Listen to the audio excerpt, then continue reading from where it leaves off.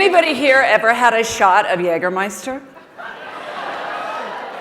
Raise your hand if you've ever had a shot of Jägermeister. Awesome. Okay, now, different question. Raise your hand if you like the taste of a shot of Jägermeister.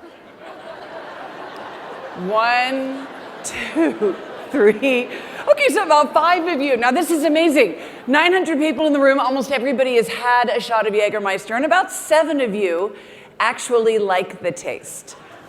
Jägermeister is the most popular brand that nobody likes. It breaks every branding convention because here's what the studies show.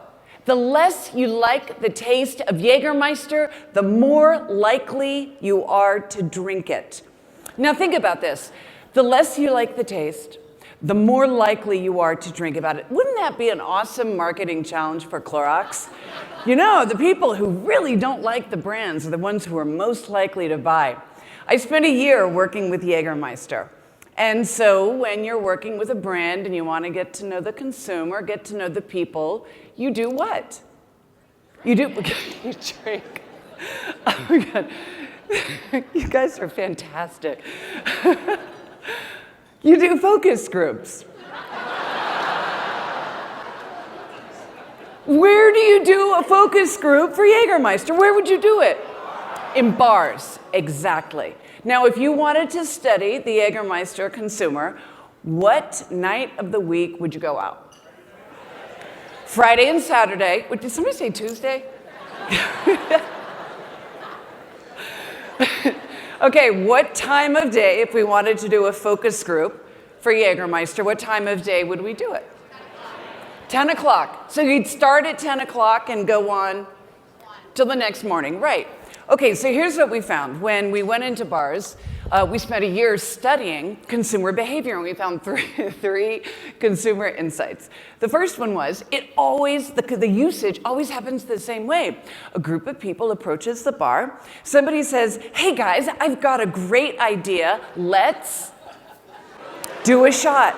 Now, do you notice every single person here, you didn't say have a shot. You said do a shot. Jägermeister's a verb. So then, hey everybody, let's do a shot of Jägermeister. And what's the response? No. And then all of a sudden, it hits that crazy button in your brain, and everybody's like, yeah. It's like the bell dings, and all of a sudden you have just made a transition. It's one of those nights. So that was consumer behavior number 1. Nobody wants to drink it. So, so the bartender brings over the tray of shots, puts them down, everybody takes their shot. They do the shot. Consumer behavior number 2, they grimace. Show me the expression on your face when you do a shot of Jägermeister. Okay, so you can tell it tastes like battery acid going down. Consumer insight number 3, they take the shot glass, they slam it down, and then they high five. Like they've just done a marathon together. So we watched this behavior, and we said this violates every principle of branding. Can you imagine Coke and Pepsi being like, no, we taste worse. We taste worse. But here's what we found.